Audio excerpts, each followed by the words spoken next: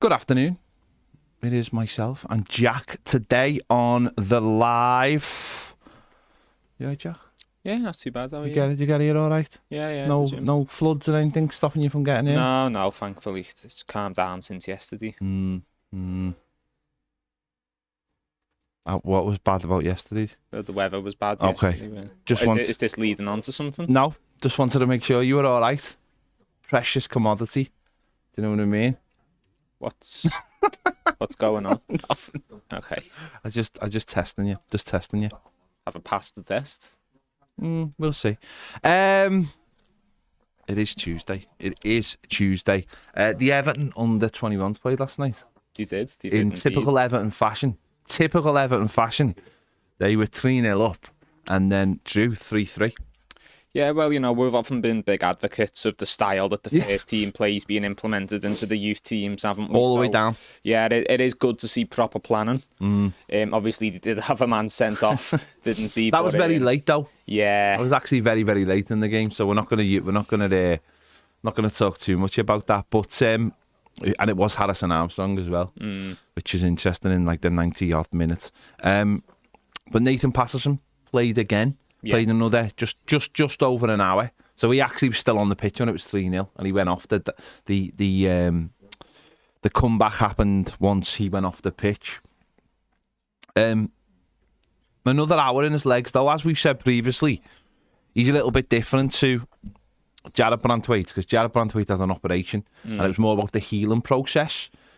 It all healing up and coming back, and that's why he played 90 minutes for the under-21s and then was straight back into the first team. But obviously with with Patterson, it's been an injury that he's been out for nearly 6 months with. Obviously missed the Euros with, and it's obviously they've got to be a little bit more careful, bring him back a little bit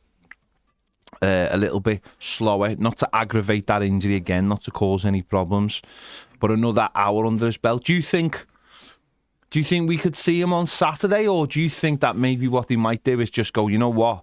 It makes more sense, Cheers. It makes more sense if we just actually get him another game, another maybe full 90 minutes, with there being a 2-week break, and then after that break, there's very, very big importance. Not that every game's big and important, but big important games that we should be looking to take 3 points from.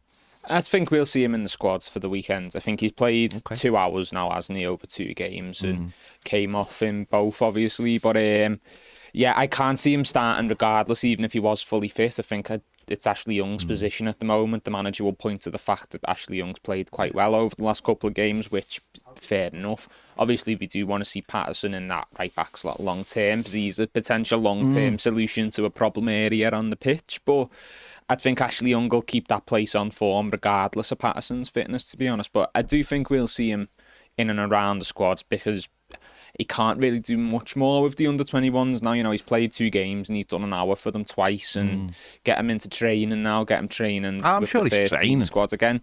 No, but get him working on match day tactics as well, getting back into that group, obviously, because he's not really been with us until this point in the season, obviously missing part of pre-season with injury as well. So I think it's just about getting him back into the fold now. Yeah, it is an interesting one. I think I'd probably have him in the squad for Saturday, but also just as a precaution rather than anything else, and try and get him a bit more game time in the under-21s over that international break, just so that when we do come back, that he is ready to go and ready to start. We're not a team. Well, I mean, we're not. It's not a team. We're not a. The manager's not necessarily one of those people who'll say, "Oh, I'll give Patterson 20 minutes here because he needs the fitness."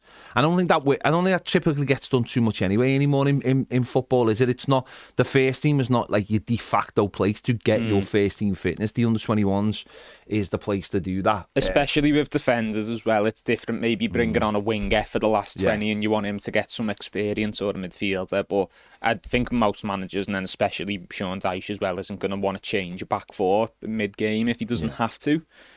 And obviously the under-21s will play a game over the international break, won't they? So you can get him some fitness there. Obviously, he's not been named in the Scotland squad. They named their squad today. He's not been included. So, yeah, I think it's just about getting him Well, back into the fold. actually, what's interesting is the 21s have got a game on Friday.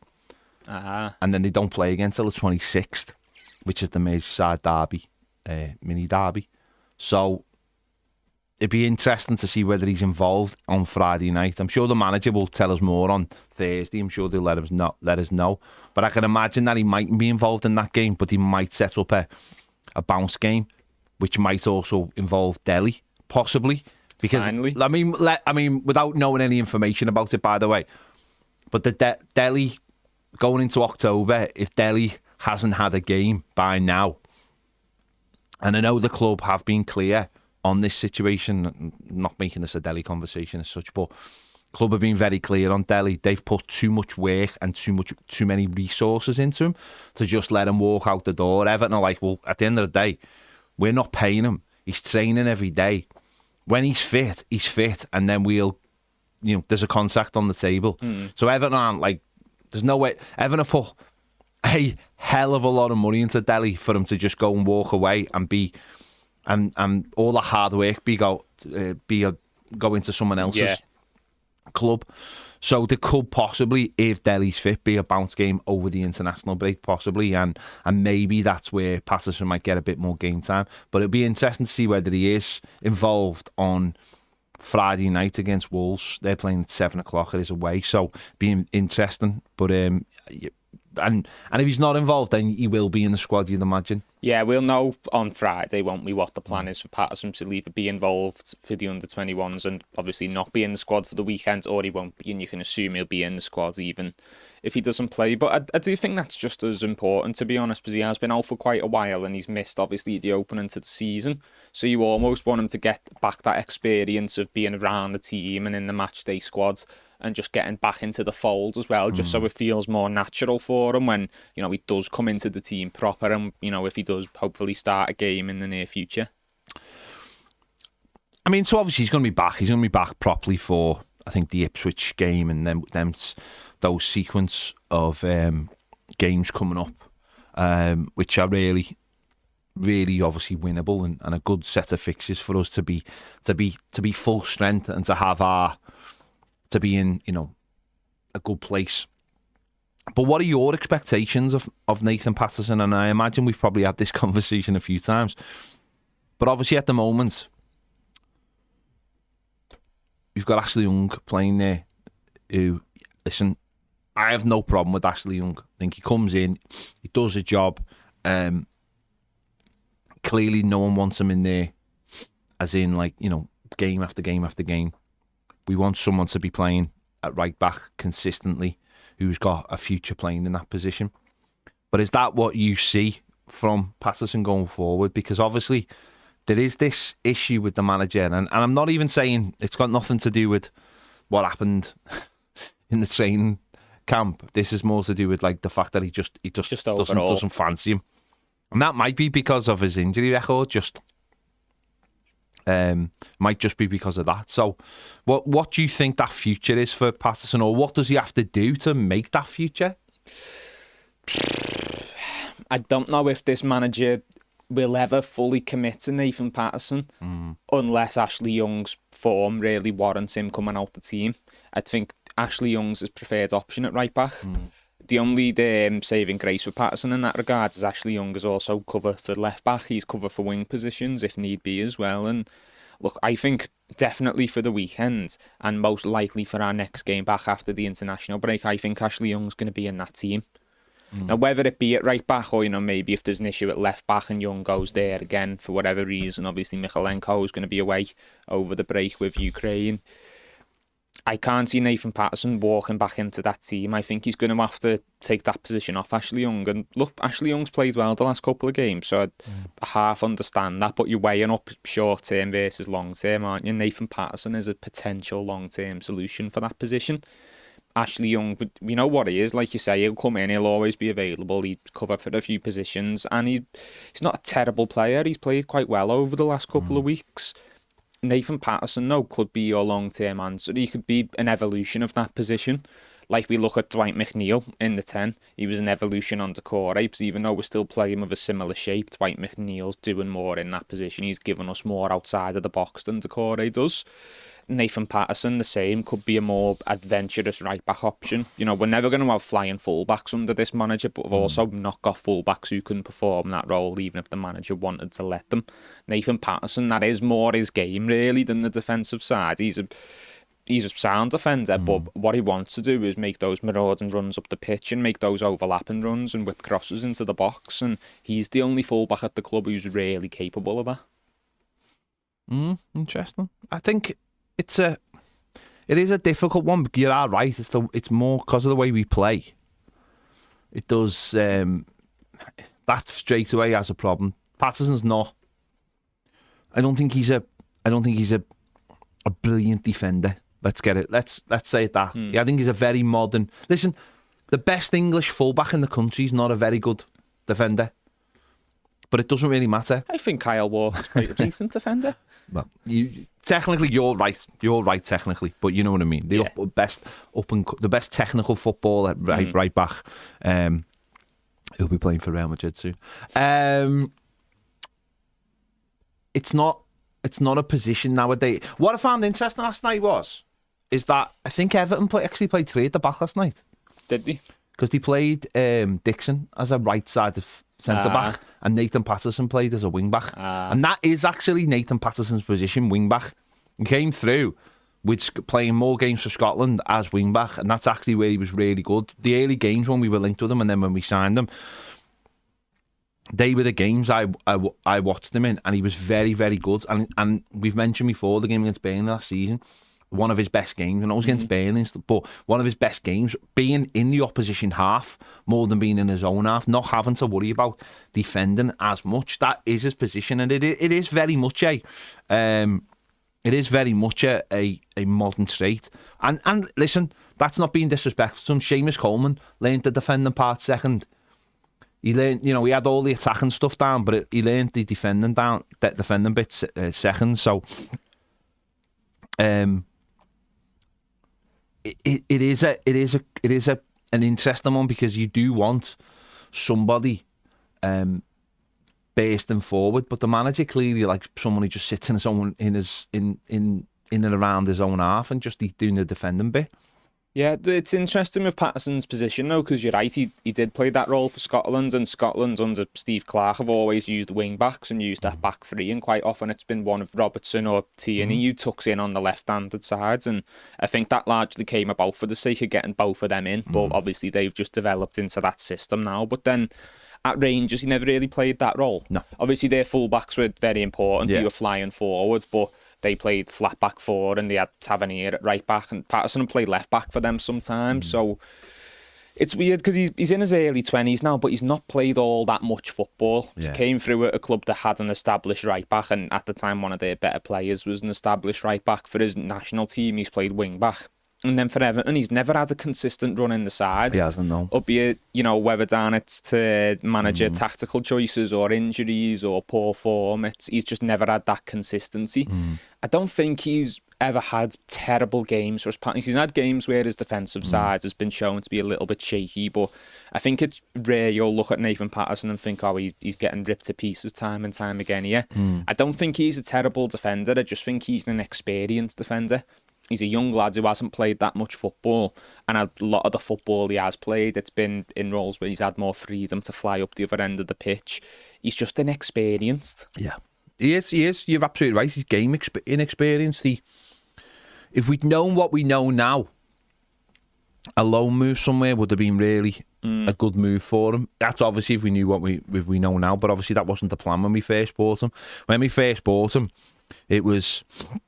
Obviously, we've mentioned this loads of times, because we brought in Michalenko at the same time. It was a little bit unfair on both of them to be starting the games when they were both of them inexperienced and trying to find their way. It was hard and it was difficult for the team. You can understand why our manager wouldn't want to start both of them. Lampard obviously they were both bought under Rafa Benitez, but he never played for them, and Michalenko did play a game or two for him. But Frank Lampard's trying to save his life, his own life and his own skin. He's not going to play players who he doesn't think are good enough. He needs that experience. He was the same. Everton need to. Again, this is another issue. Everton need to be a little bit more settled for Nathan Patterson to get games of football. And of course, when you're in complete flux, Mykolenko wasn't very good the first season. It's the kindest way I can say it. He wasn't very shaky, good, really. and as he continually looked nervous and terrified. But as the season went on, his first full season, after he, and as he, the back end of the first season, as he grew, last season was the season where you started seeing a bit more of certainly a defender. Patterson's never had that opportunity. He's either got fit or he hasn't been played, and it's all played into where we are now. And of course, with the time ticking on his contract as well, someone's going to have to make a decision sooner or later. I mean, he's not out of contract right now. I'm not saying that, but someone's going to have to make a long. Put a plan into. Someone has to put a plan into action, don't they? About what the plan is for Nathan Patterson going forward. Yeah, see, you mentioned knowing what we know now. We should have really went out on loan. I think maybe the idea when we were first... Oh, no, I'm not saying he should have gone on loan. I'm saying if we knew what now, you would have put him out on loan. Yeah, you know what I mean? That's what I'm saying.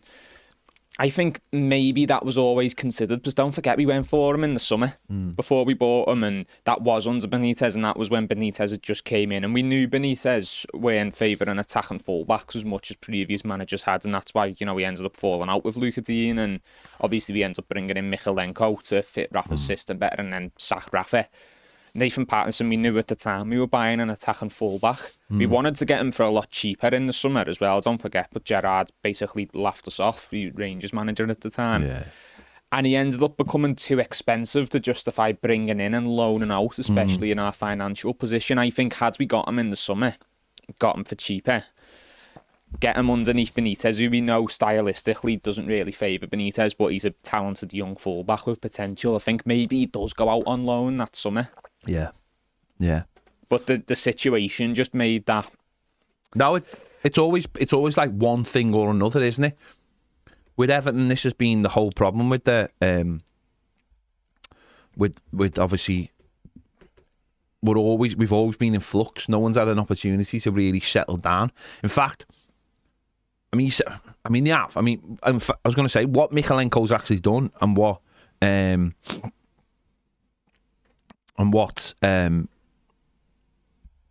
McNeil have done in many ways, and haven't played through, have been, I wouldn't go far to say extraordinary, but it's saved them to be part of a team in many ways struggling, and they've played through that.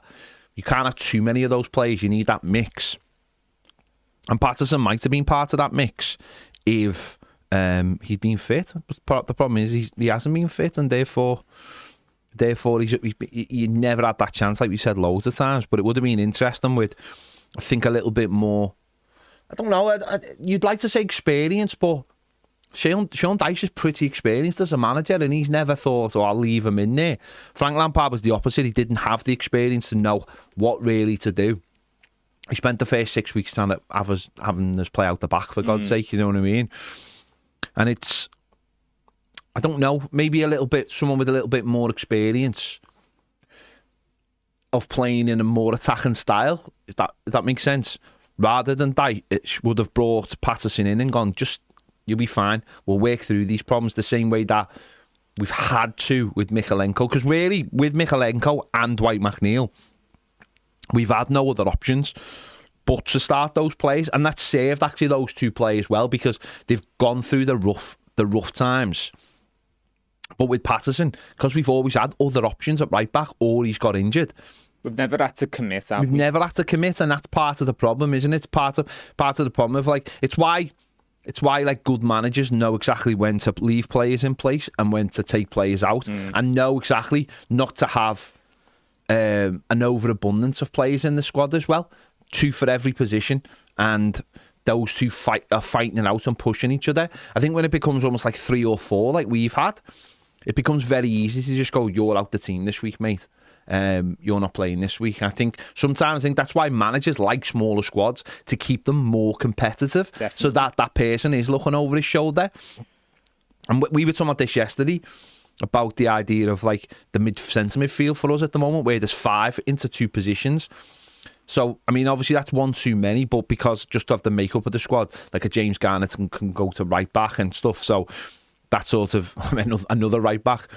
But you want that. You want 4 centre backs. So you've got 2 always competing with the other 2. You want 4 centre midfielders. So you've got 2. That's a nice problem to have. That's not. No one should be worrying about a Tim Erabunum or James Garner in that situation. They should be looking and going, who's gonna give us the best option in this team? And actually, when I say, I shouldn't really say, I should really say we've got 6 for 3 positions, really, haven't we? McNeil. If you count McNeil and you count that position and you count the Corey, it is 6. It's 6 for 3 positions. We shouldn't really say 5 for 2. It's 6 for 3 positions. So it is 2 for every position. So in centre midfield, we've got the numbers absolutely right. On the right, the quality's not necessarily there, but Lindstrom having a stinker on Saturday, Harrison coming on.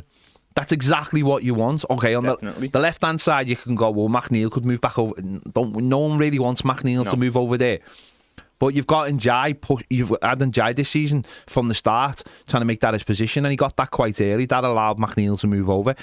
So you do want that competition for places. It's just, I think, when you've got too many players for a position, it actually starts it becomes a little bit silly then, because you go, oh, I can just put him in.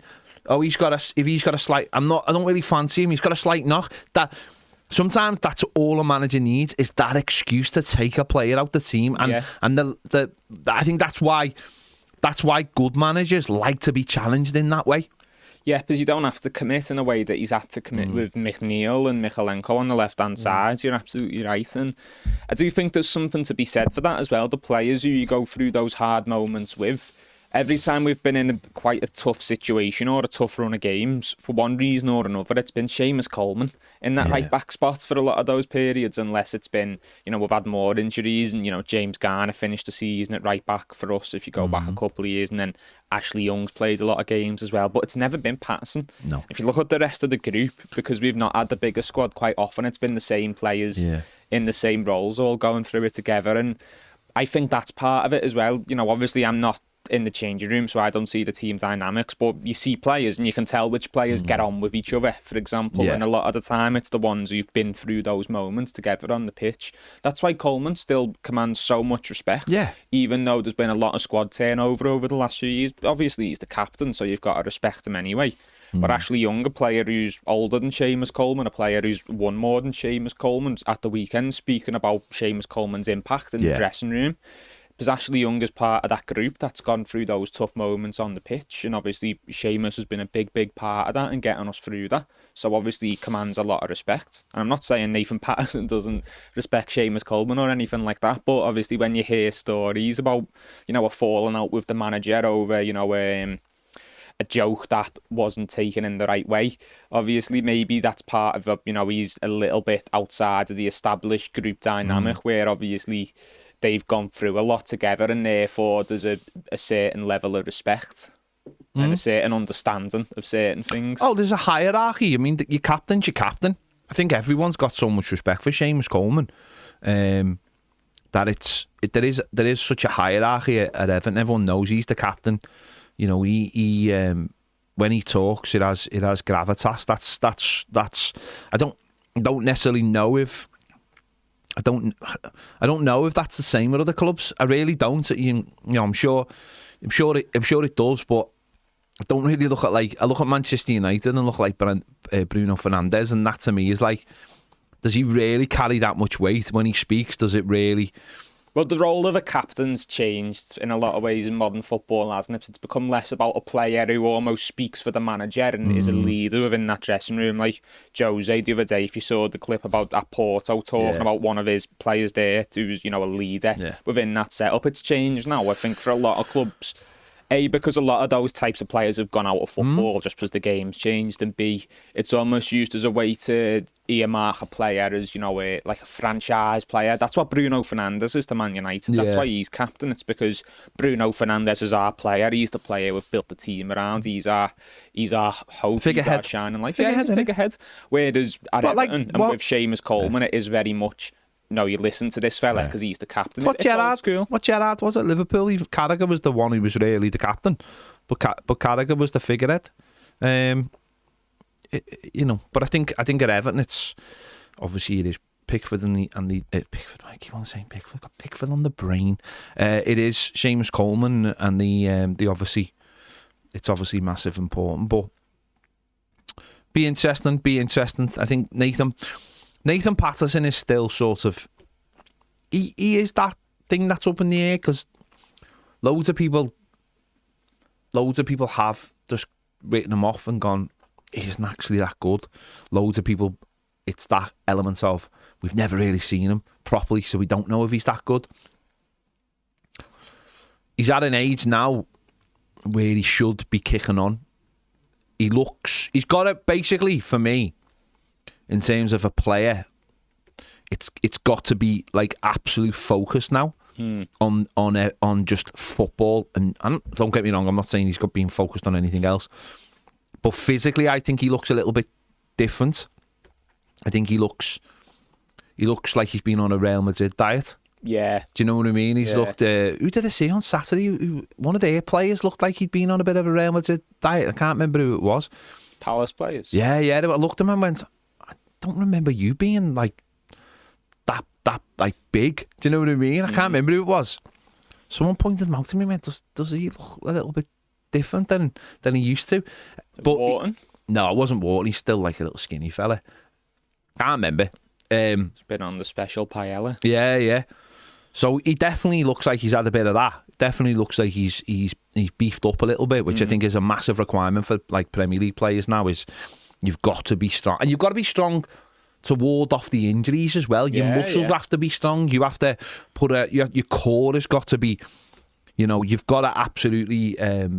But you need that balance as well. Yeah, of course. Oh, yeah, you can't go too far because you end up like a Lukaku situation where it affects. Oh, Dom as well. Dom went like that as well. Dom, when he beefed up, and you could see he was having a real effect on his game. In fact, I often thought that caused the injuries in being too bulked up. But he looks slimmer now. He does look, and he's had all his hair chopped and stuff. He just looks. Do you think that was part of it? That looked like a revenge attack. Like someone had gone in the middle of the night and just shaved his hair off. Yeah. It didn't look finished. No. I don't want to be disrespectful, but it didn't look finished. Maybe it's the modern world, isn't it? It's the modern world. Style. People are just attacking each other with clippers. I don't want to be mean. He's got better hair than me. No, well, I mean, that's just par for the course, isn't it?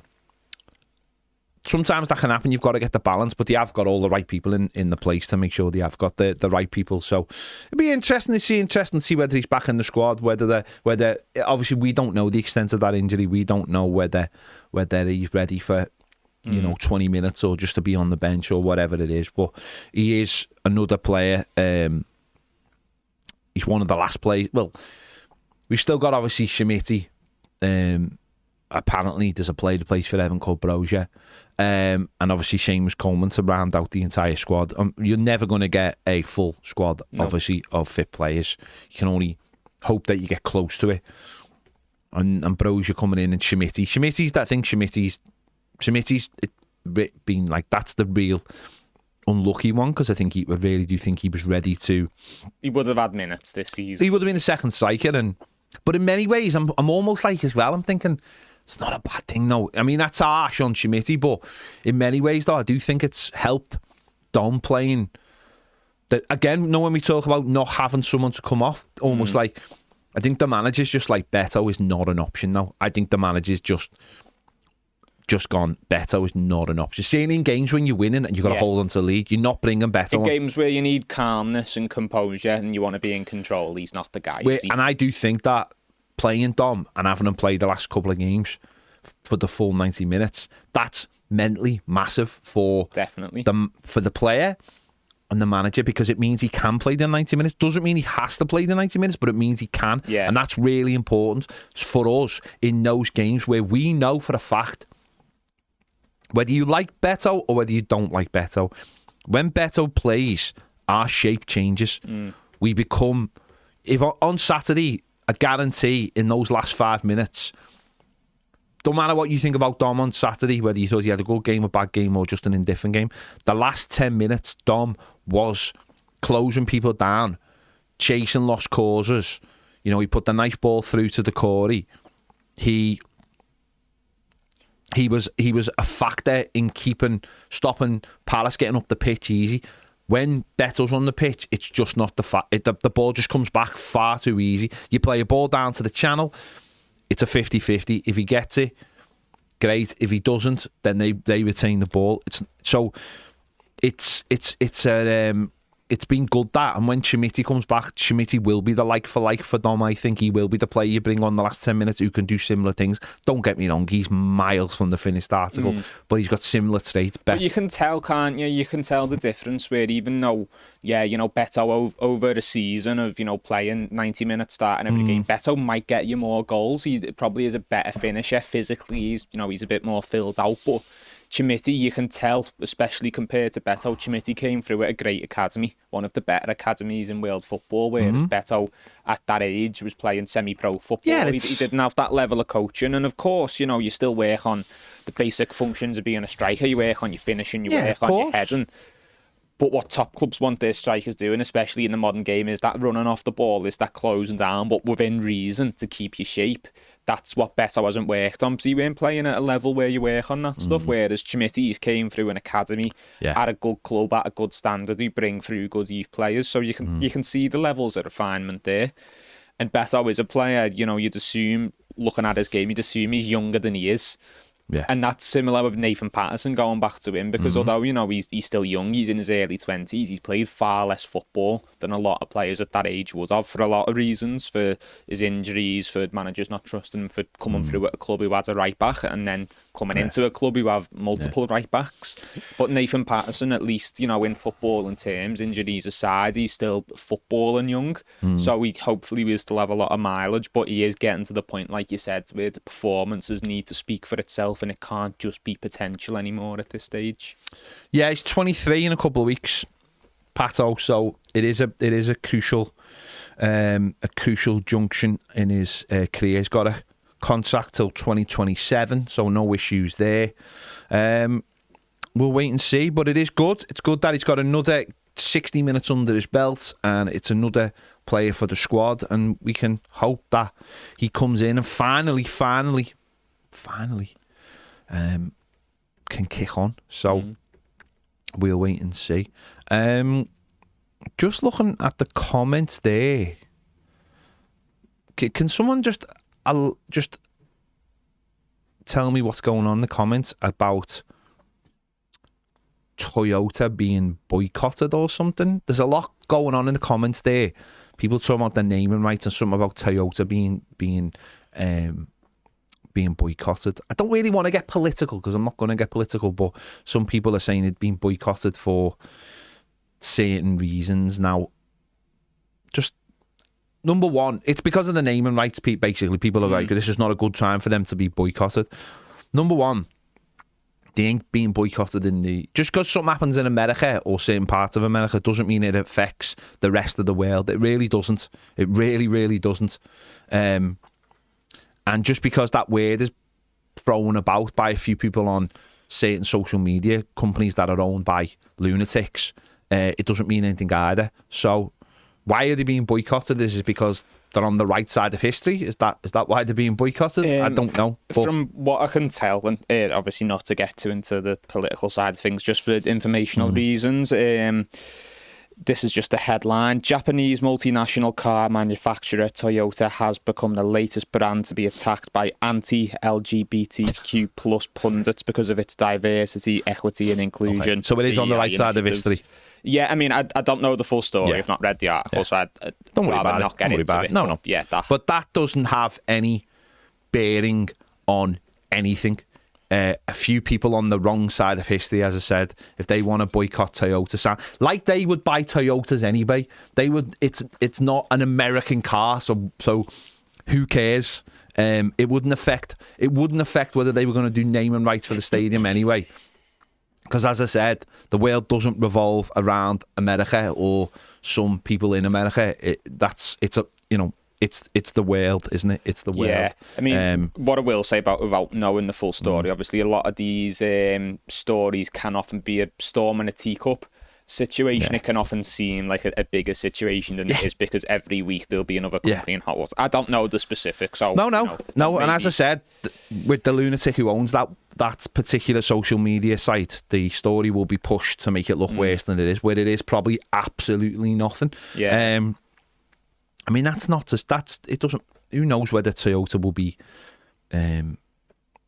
naming rights anyway. I think Colin Chung wrote in the programme on Saturday that they've had lots of approaches for the naming rights. Yeah, well, there were stories last night as well, and it's going to be interesting, isn't it? Because I'm sure, Red Bull might be willing to have the conversation as well after already doing a bit of business with the club. Obviously, the Friedkins have ties to multiple big brands, including Toyota. So, it's going to be interesting. Hopefully, we just go with the biggest money at the end of the day, because, to be honest, everyone's going to call it Bramley-Moore anyway.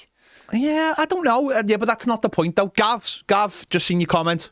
Couldn't care less, mate. Go and watch something else. My microphone. I'll talk about what I want. Cheers, mate. No, that's not true, though. That's not true. Is it? No, it's not true, because the naming rights aren't for you. It doesn't matter whether you're calling it the Toyota thing, is it? Everyone on television and every publication has to call it what it's called. You can't. That's what a naming rights thing is. It's like, this is where I don't understand the footy kit thing. See, we've got an Everton shirt, right, with no sponsor on it, right? So in a way, that is sort of affecting the brand, because it's here and people are watching it. But if you're walking down the street in that shirt, it makes no difference. This is why I don't understand why football clubs don't sell football shirts without sponsors on, because you walking down the street wearing that shirt has no effect on that sponsor. But obviously, if that was getting worn on a football match like that does have an effect. So if it became the Toyota Stadium, or it became the Toro Rossa, it's not going to be called the Red. It's not going to be called the Red Bull Arena. No. And also, Red Bull is sponsoring lots of clubs in this country, not just us. That does have an effect. Whether it's whatever the brand is, it has to be used. That's the name. You can't. If it's on Sky, someone can't go, and we're going over to the whatever our stadium is called. That's what it's called. And they have to use that on every television. I'm saying more as like fans won't necessarily of course. If be Goodison Park was suddenly renamed something, or had been renamed something, we would call obviously Sky and the pundits, and in every official capacity, you call it by whatever name it is. I'm just saying I think to a lot of people, it's just going to be Bramley-Moore. We've got the average person on the street. Yeah, of course it is. Of course it is. And I mean, that's not a particularly good name either. No, Everton don't want. I know Everton don't want people to really use that, because there are negative. But there's ties. There's negative connotations to the dog, but people will call it Bramley-Moore. Of course they will. That's the name from the start. That's the name that'll stick. That's what people will call it, because it is Bramley-Moore Dock. That's the place. Most places are tied back to what they were called originally. People still call Man City's ground Eastlands, even though it's the Etihad and it's always been the Etihad. People will still call it. I still call Bolton Stadium the Reebok Stadium, even though that's a sponsor. Yeah. And it's had about 3 sponsors since. But for me, it will always be the Reebok. Yeah. Do you know what I mean? It will always be the Reebok Stadium. Ned wants to chime in, I can tell. Tough shit, you can. Okay, Ned. Okay. Thanks for that, Ned. It was like Derby with like Pride Park, weren't it? Like they weren't Pride Park, but everyone still called it that, because the ad's the name. What's it called now? Is it not back to Pride Park now? Probably. I think it might be now, but I think there was a period where it wasn't, but it was still Pride Park to everyone. Yeah. But that's it. We'll find out. It will be, Everton Stadium will be called something. Yeah. And if obviously everything goes as planned in the next couple of months, and the Friedkins have got an opportunity then, and certainly with Manchester City looking like they've won that court case, then we'll wait and see. we'll wait and see what it gets called. With it being the owner, it does sort of complicate things, I imagine. The end of the day, right? Because I've always thought this. People always go, "Oh, they'll pay for it." But if you're an owner of a stadium, right, and you've got a company that's going to pay 25, that you own a football club, you pay for it every day, you pay for everything, and then you go, "Oh, why don't we put 25 million into the stadium a year?" But then some other fella's like, "No, I'll give you 30 for it." You'd go to the other fella. You wouldn't care, would you? Because you're like, "Well, just get this fella to pay for it." I don't think Toyota needs any more advertising, really, does it? No, of course. But what could be said there is if, and again, for argument's sake, if the Friedkins try and sponsor it with Toyota for, like you said, 25 million, but then Stake, for example, turn around and say, "We'll give you 30 million. They can just say, "Right, well, we'll just do Toyota for 30 million then." Because it's their own brand's interest. Yeah. And I get what you're saying, but from a business perspective, if it's, just, 25 million of my own money, but just moving it round, or 25 million of someone else's money. But that's real business versus football business. Because Everton, that's done in football, every sponsorship deal, especially when owners involve their own companies or companies they have a hand in, is to bring more money into the football club. It's not necessarily for brand exposure of that brand. It's to just put more money into a football club that has to deal with profit and sustainability rules. Yeah. Emma, thanks for bringing that up. I know you've mentioned that it's like it can be seen as negative. I wouldn't worry about it. It's because obviously with the election being in America in like a month's time, there's so much back and forth now with all this. There's lots of this kind of thing going on. It's mainly nonsense. A lot of it is just like Jack said, it's a storm in a teacup. It won't matter. It won't come over here, and it doesn't just because it happens over there. It's a negative. Everything's a negative story for 5 minutes now, isn't it? There'll be a negative story today, and then there'll be another negative story tomorrow. There's always a negative story, and that's the news cycle now. I wouldn't worry about it. And also, Everton Stadium, something's not going to be announced for another, I'd say, 4 or 5 months for the naming rights anyway. I wouldn't worry about that.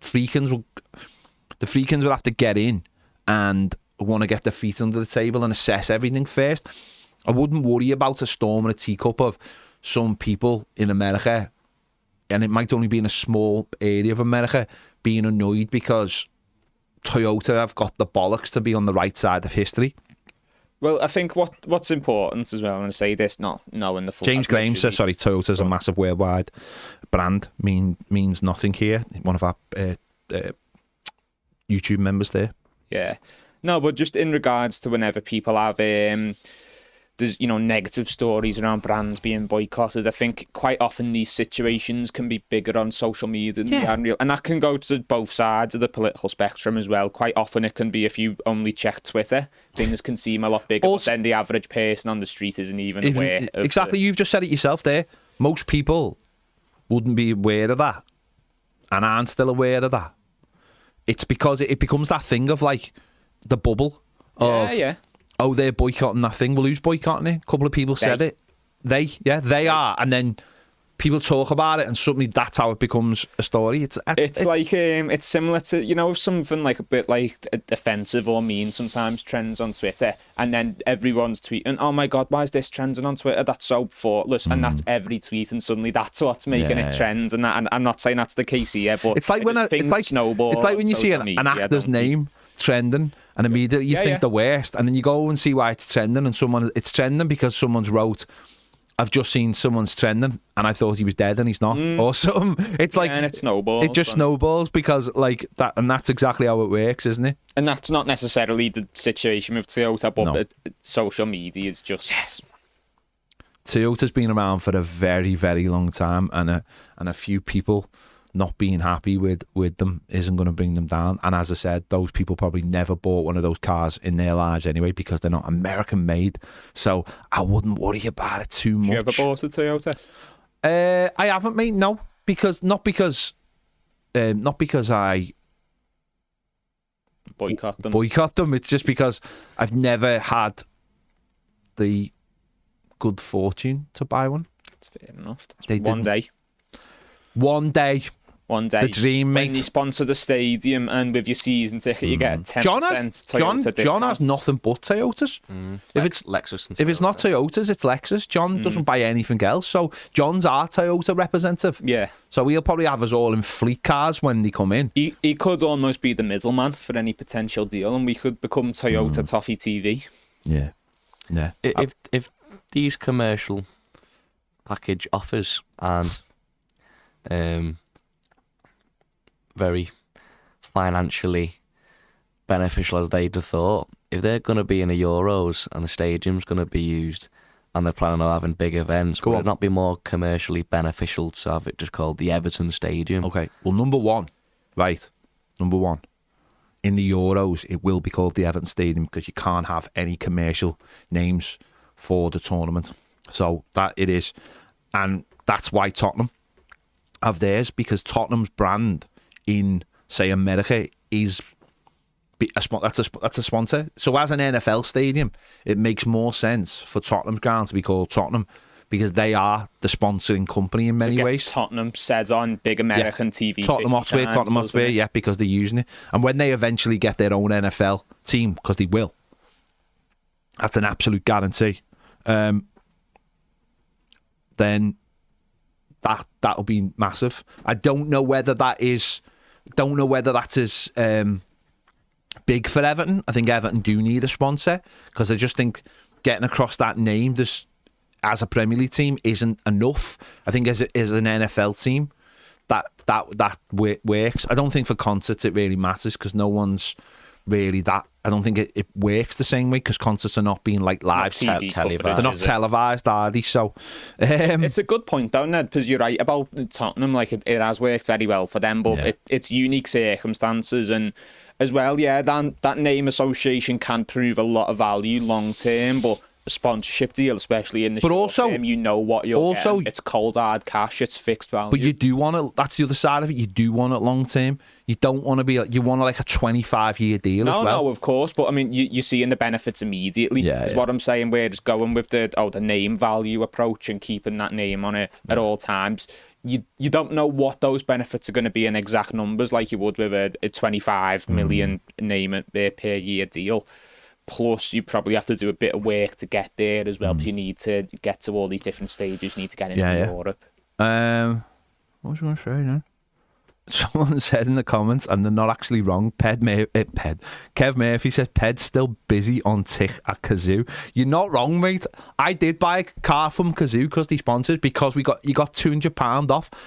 That's so the marketing worked. If you had a season ticket, then you got money off. So I did buy, but I'm not on tick with Kazoo because Kazoo's gone bust. I'm on tick with whoever else. Nathan says he doesn't see an NFL team in London permanently. Nathan, 100%. The NFL will put a team in London, and it will play at Tottenham Hotspur's ground. Nothing. Honestly, there's nothing more certain, mate. There's nothing more certain. Money. Than them. The money is ridiculous. Full stadium every game. NFL going to London, which. It's weird because we don't really see it like this, but London's like the centre of the world, isn't it? Like loads of people see London like we see New York. It's like the centre of the world. They will get a team, and it probably will be Jacksonville or Jackson, or whatever. They will get one. They will get one. So Jackson, but they've got ties to Fulham, haven't they? Jacksonville, because their owner owns them as well. And he owns, what else does he own? He owns that wrestling company, doesn't he? He does. But would he go into business with Tottenham if he already owns Fulham? Yeah. I don't know. Mate, money. 100% that they are getting one. And he played that many games there anyway now, that they might as well just throw one.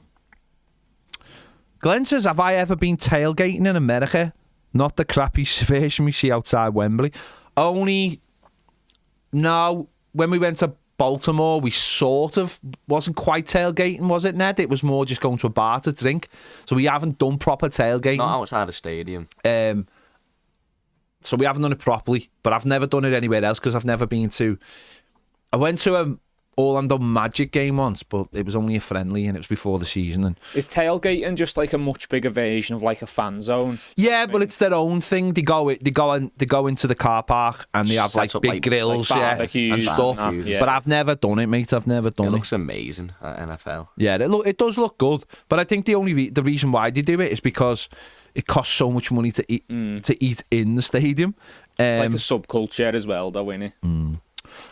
Someone said about the parking at Bramley Moor, there's stuff gone out today on social media about the parking. They're putting all kinds of zones in place and all that kind of thing for the parking. I don't know the top and bottom of it right yet.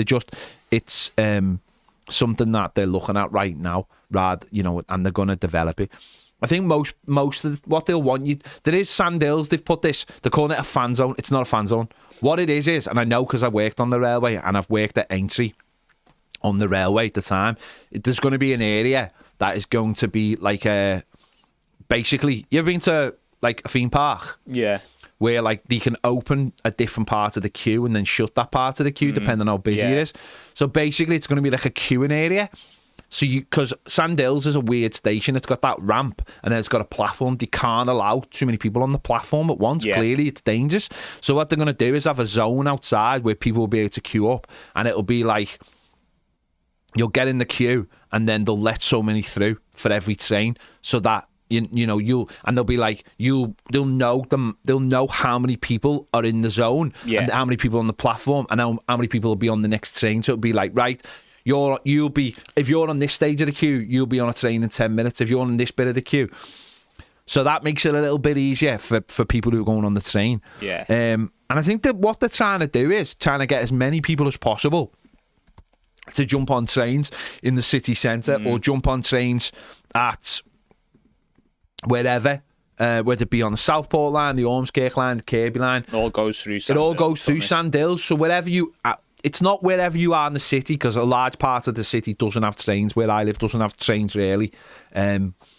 So they'll try and get you on a train at some point. So what you could find is, if you're coming from outside the city, you could drive to an area that's got a big car park, say like Aintree.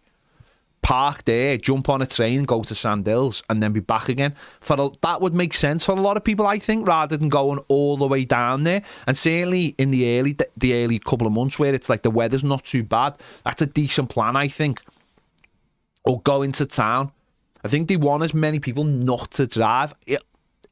When the weather starts turning like this and games get like 5:30 on a Saturday, that's not as easy for everyone. I appreciate that, but I do think they'll want as many people as many people as they can on the train. And there are loads of, even if like you could get on at like Wavertree or Broad Green, get into Lime Street, and then once you're in Lime Street, you don't have to leave the train network to get to Sandhills. So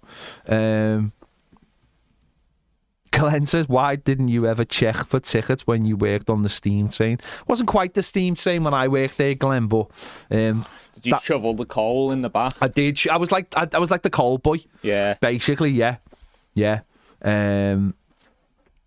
James says park and ride from Sandhills.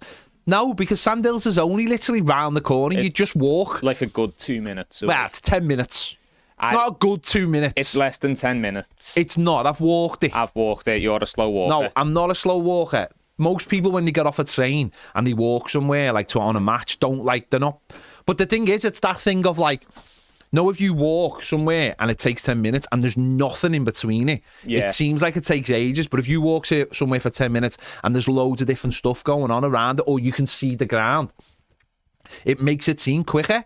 Or there's a couple of pubs and stuff, it makes it seem quicker. So from Sandhills to the stadium, it's like 10 minutes, but it's 10 minutes. Honestly, go on Google. Oh, you can ask Google. I'm just go on Google Maps. I've done it in less than 10 minutes. Well, you must have ran then. No, I'm just a fast walker. I don't have old knees like you. Hang on. Who has old knees? Did you run a 10k on Sunday? This is the best. Sorry, can I ask you a question? Did you run a 10k? No, neither did I, because I run 11.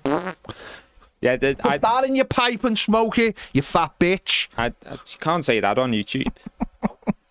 Well, I just did. You can, as long as you're not naked. Sorry, what, Ned? I don't think that's really... You can't be naked on YouTube. Steve Carlisle, and he's a man who knows, says, Shuttle buses going from Great Howard Street to town and Bootle, new taxi rank. There you go. Steve is a man who knows, and he's just told you. But I do think that when we get to the new stadium, most people, they will try and keep away from parking in that area, the 10 Streets area and around there. Glenn Watson says that I jog surprisingly fast for someone who walks so slow, Jack. Yeah. You jog surprisingly fast? Yeah, for someone who it's not. But that's what you say. You've just Googled how fast long it takes. It's not letting me get on Google. Oh, it doesn't not No, it's making me try and open the app. And I don't have it. Why don't you? Why haven't you got the app? I just go on Google to do it. That's just weird. Go on, you do it then, because it's not letting me get on. Okay. I'll do it, and then we are finishing because we've got a surprising amount of time out of nothing today, which is what we do really well. Sand Hills Station, directions to Bramley-Moore Dock. Bramley-Moore Dock. I'll just put the Bramley-Moore, the pub. In a car, it takes 3 minutes. Okay. Walking, it says it takes 17 minutes. No, come on. You know that's not true because you said I'm just 10. saying, that's just the average person. That's just the average person takes 17. But you know what that makes me and you? So I'm saying take 7 minutes off it, and that's 10 minutes. You know what that makes me What does that make us? Above average. I am above average. I know I'm above average. It's a 10-minute walk. All right. So can you stop lying to the people of the world? We're supposed to be informative information for people who might not know. And then they need to walk faster. Or you could walk from like James Street, which is about 1.5 miles, so it's probably a little bit longer, but it'll be a nice little scenic walk, so no issues with that anyway. Right. Come on. Top stuff as always. Ned, what are we talking about on M-Tag? Champions League. If you want. Okay. There you go. Ned has told the world what we're talking about, and it's Champions League. Also, I imagine Baz and Jack will be talking about Bournemouth's fantastic win over Southampton last night, and Southampton looked very, very poor. And there'll be lots and lots of stuff to talk about. Stay where you are. Stay where you are. I'll catch you in a minute. See you later.